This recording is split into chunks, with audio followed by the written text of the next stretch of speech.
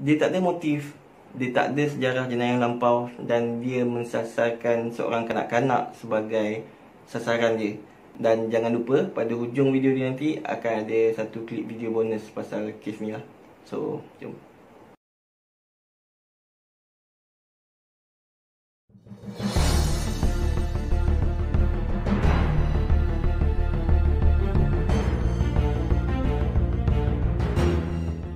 Hai, Assalamualaikum dan selamat sejahtera. Selamat datang ke channel kami, In Case World. Macam biasa, kalau korang berminat dengan konten-konten yang misteri, mistik, seram, jenayah dan seumpamanya, korang bolehlah subscribe ke channel kami. Dan jangan lupa untuk tekan butang notification sekali supaya korang takkan ketinggalan video-video terbaru daripada kami tiap-tiap minggu. Okay, so kisah hari ni aku pilih sebab mula-mulanya kisah ni dia berlaku tak lama sangat dulu. In fact, dia berlaku pada tahun 2018. Tapi apa yang menyebabkan aku pilih kisah ni sebab kisah ni dia agak unik bagi aku, di mana biasanya jenayah apa-apa pun yang berlaku, kita mesti akan ada motif untuk penjenayah tu buat satu-satu benda tu kan. Macam nak rompak, you nak rogol and apa-apalah. Tapi untuk kes yang kali ni, kalau orang mau ambil cerita ni nak buat movie pun, kita akan cakap movie tu macam merepek je. Sebab pelaku dia tak ada motif, tak ada kaitan, tak ada kes jenayah lampau. Maksudnya dia bukan penjenayah yang mental atau apa-apa. Dia orang biasa je macam kita semua. Tapi dia buat jenayah ni dengan kejam. Aku rasa korang boleh nilaikan sendiri. Dan tanpa membuang masa lagi, jom kita ke kisah yang seterusnya.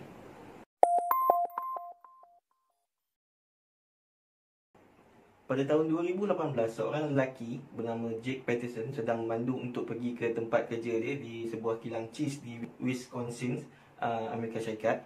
Dan dia baru je bekerja kat situ dalam 2 ke 3 hari macam tu. Dalam perjalanan dia tu, dia berhenti dekat belakang sebuah bas sekolah yang tengah menurunkan penumpang untuk pergi ke sekolah. So, bas sekolah, obviously penumpang dia adalah kanak-kanak sekolah. Jake pada masa itu mata dia terus tertumpu dekat seorang kanak-kanak wanita berusia 13 tahun yang bernama Jamie Close. Dan dia bagi tahu masa dia tengok Jamie, ada timbul perasaan yang dia nak budak ni. Even dia tak tahu, bukan dia maksud dia nak rogol atau apa-apa macam tu, tak. Dia just ada timbul perasaan yang aku nak ambil budak ni, itu je.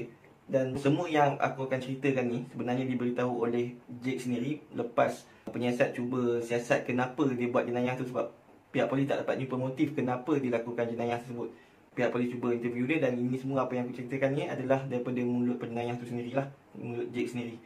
Dan dia cakap juga, Jake pun bagi tahu juga, masa tu dia terus macam ada banyak plan dalam kepala otak dia yang dia terus terfikir masa tu untuk cara macam mana dia nak colek si Jamie ni. Dan itu adalah kali pertama dia nampak Jamie ni Dan Jake buat perancangan yang sangat-sangat teliti untuk nak mencolek Jamie Close ni.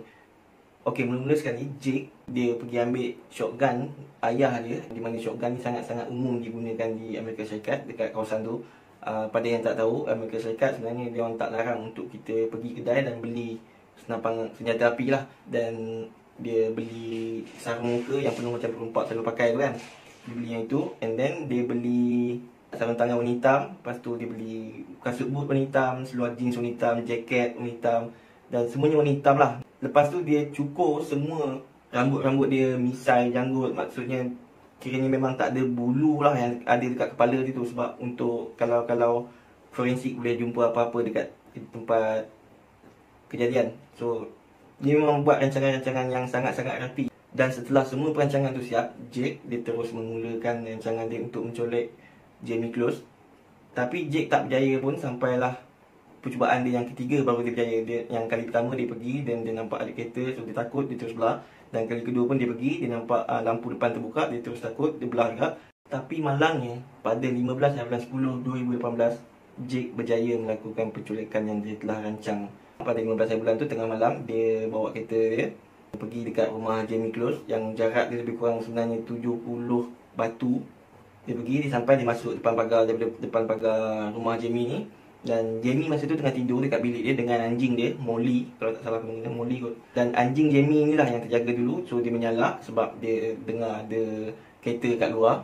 Dan Jamie terjaga, tengok anjing dia. Lepas tu dia tengok dekat tingkap bilik dia, dia nampak ada kereta yang dia tak kenal pun siapa. Dan Dia terus pergi dekat bilik mak ayah dia dan kejutkan mak ayah dia lah, bagi tahu yang ada kereta dekat luar. Mak ayah dia pun tengok dekat tingkap dan mungkin dia orang curiga, so mak ayah dia terus suruh Jamie dengan ibu dia ni masuk dalam tandas, sembunyi kat situ. Dan ayah dia turun dengan torchlight, lampu suluh, pergi dekat pintu depan. Ayah dia tengok dia lampu semua dalam rumah tu dimatikan. So masa dekat depan pintu tu, ayah dia nampak Jake turun daripada kereta dengan pakaian macam polis itu. Dan in fact, ayah Jamie tu pun, Brian, dia ingat itu adalah polis sebenarnya pada awalnya, sebab cara Jamie berpakaian tu. So bila Jamie sampai, dia jalan dengan tenang, dia tak kelang kabur, dia tak macam tunjuk-tunjuk. So dia jalan, dia pergi sampai depan pintu, dia ketuk pintu.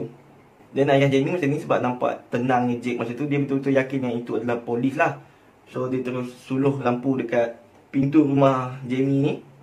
Dia orang ada tingkap kecil tau, macam tingkap kecil yang macam ada kaca untuk boleh tengok luar. Tapi bukan yang macam bulat kecil halus tu, dia macam ada tingkap kecil je, besar tapak tangan macam barangkali macam tu. So ayah suluh lampu kat situ dan ayah dia cakap, tunjukkan rencana kau. Tapi malangnya masa Jake dengar ayah dia cakap macam tu, dan suluh lampu torchlight tu, Jake terus angkat dia punya shotgun ayah dia tadi tu. Dia angkat, dia terus lepas katil bakar macam tu. So ayah Jamie, Brian, mati serta-merta kat situ sebab peluru tu tembus dekat pintu tu kan. So terus bunuh ayah dia. Sebab ayah dia pun tengah tengok dekat lubang juga, so macam headshot lah macam tu. Jamie pun ada beritahu masa interview dia kemudiannya, yang bila dia dengar je tembakan tu, dia terus rasa macam dia tahu yang ayah dia dah mati dah. Dan mungkin mak Jamie pun rasa macam tu kot, sebab mak Jamie terus ambil telefon dan cuba telefon polis. Jamie pula masa tu dia terbalikkan almari dia dekat depan pintu toilet tu, ada almari kecil orang kot. Dia terbalikkan untuk nak buat penghadang lah supaya Jake tak dapat masuk. Dan Jake dekat bawah, lepas dia dah tembak Brian, dia cuba pecahkan pintu rumah tu untuk nak masuk dalam rumah tu. Dia cuba pecahkan, tak berjaya. Dan dia tembak tembok pintu tu, dia tolak pintu tu terbuka sikit, dan dia langkah mayat Brian. Dia terus cari keseluruhan rumah tu, dan akhirnya dia jumpalah pintu tandas di mana mak Jamie dengan Jamie tengah bersembunyi. So dia terus cuba pecahkan pintu sampai dia berjaya terbuka sikit bahagian atas, sebab bawah ada almari tadi kan. Dan dia paksa dia masuk dalam toilet tu.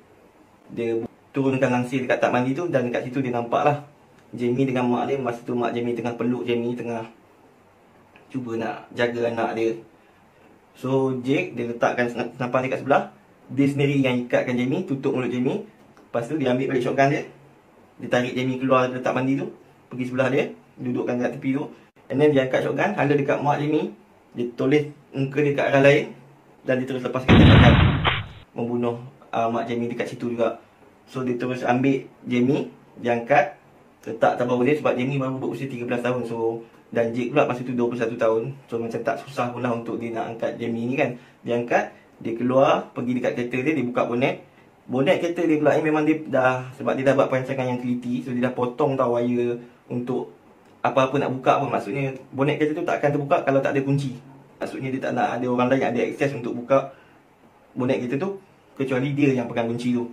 Dia letak Jamie dalam bonet tu, dia tutup pintu bonet, dia masuk dalam kereta dia, dan dia terus belah macam tu. Dia berada dalam rumah tu dalam lebih kurang 4 minit saja. Dan actually sebenarnya masa dia tengah belah tu, dia bagi tahu, dan polis pun ada bagi tahulah, macam dia orang ada perasan yang ada sedikit kereta orang awam tengah cuba keluar dari kawasan tu, tapi dia orang tak syak apa-apa lagi masa tu.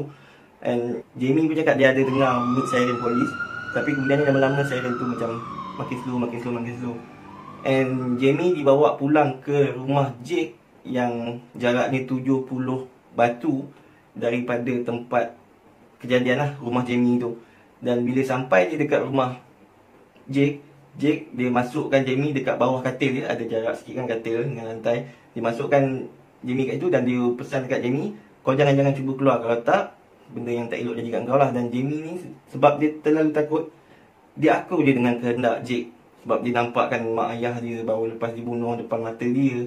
So dia tahu apa yang lelaki ni mampu lakukan lah. So dia memang terus ikut dia, dan kita tak boleh salahkan dia sangat pun sebenarnya, sebab dia baru berusia 13 tahun kot, dan nampak mak dia dibunuh depan mata dia. So dia duduk diam, tapi dia halang lah Jake ni, letak bag untuk yang macam tak nak bagi Jamie ni keluar. Dan sebenarnya bila dia Jamie dekat bawah tu, dia diabaikan oleh pencolek dia.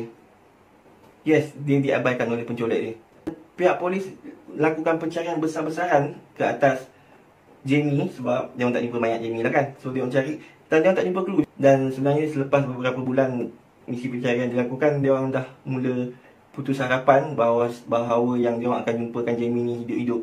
Sebab biasanya kalau tempoh masa tu, mungkin Jamie ni sebenarnya dah jadi arwah, dah dipotong ataupun dah dah ditanam di tempat hutan mana-mana. Biasanya macam tu lah.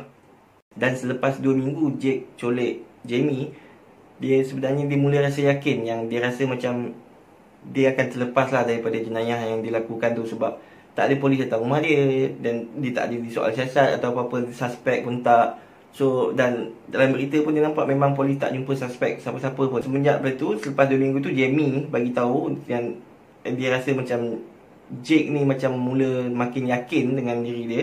Sebab dia mula jemput kawan-kawan dia datang. Dia pernah tinggalkan Jamie ni seorang-seorang sebab dia nak pergi rumah atuk nenek dia sekejap. Tapi Jamie ni sangat takut untuk nak buat apa-apa sebab dia dah diugut sebelum keluar. Tapi sekali tu je lah sebenarnya yang Jake ni pernah tinggalkan Jamie dekat rumah seorang-seorang. Sebab masa-masa lain dia basically dia macam dia tak keluar langsung. Dia dah berhenti kerja yang awal-awal dia tu, yang dia terserempak dengan Jamie tu kan, masa tu dia nak pergi kerja. Dia dah berhenti lah kerja tu. Tapi Jamie ni sendiri pun macam kadang-kadang dia ternanti-nanti apa nasib dia. Sebab dia tak tahu, memang dia diabaikan oleh pencolek dia, betul-betul diabaikan lah. Tak ada buat apa-apa. Dan begitulah keadaannya selama 87 hari. Tapi pada hari ke-87 tu, Jake ni sebenarnya dia pergi apply untuk kerja, nak hidup macam normal balik kot. Aku tak tahu apa yang dia fikir, tapi dia apply untuk kerja. Dan dalam borang kerja dia tu, dia tulis macam dia seorang yang sangat baik, boleh diharapkan, dan seorang yang quick learner, seorang yang cepat belajar. So macam masa aku baca dia punya borang kerja tu, macam aku nak tergelak sikit lah. Sebab kau baru lepas pergi bunuh orang, culik orang kot. Tapi itu yang ditulis dalam borang permohonan kerja dia. So, dan bila Jake tinggalkan rumah pagi tu, Jamie dia macam, dia rasa macam okey dah, aku dah cukup dah, dia dah tak nak dah.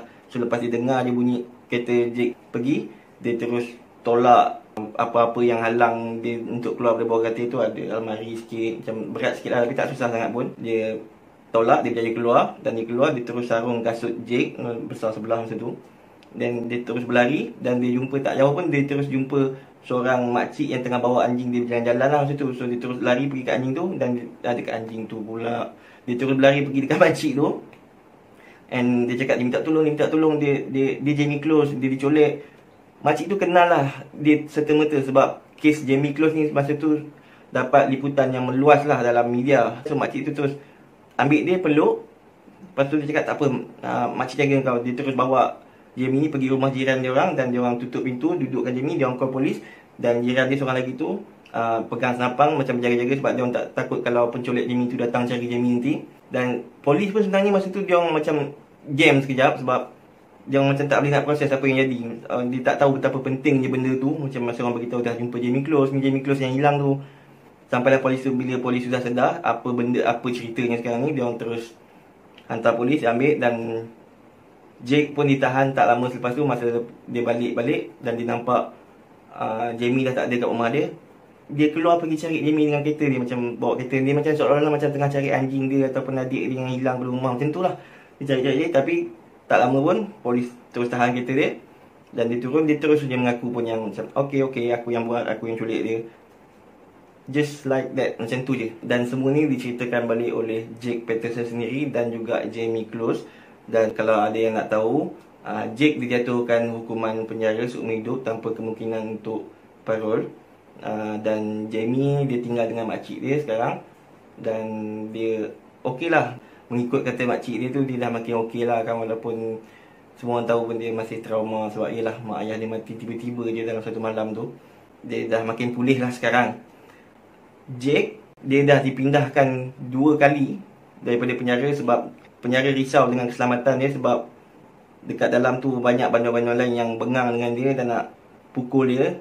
Dan di penjara yang kedua pun, di penjara New Mexico, dia turut diserang juga sebab kes yang dilakukan tu. Dan aku ada video pendek lah untuk tu. Dan kalau korang tengok yang tinggi sikit botak tu, yang mula pukul dulu adalah Jake Peterson. So itu saja daripada aku untuk kali ni. Macam biasa, kalau korang berminat dengan konten-konten yang misteri, mistik, seram, jenayah dan seumpamanya, korang bolehlah subscribe ke channel kami. Dan jangan lupa untuk tekan butang notification sekali supaya korang takkan ketinggalan video-video terbaru daripada kami tiap-tiap minggu. So enjoy the video. Assalamualaikum dan selamat sejahtera.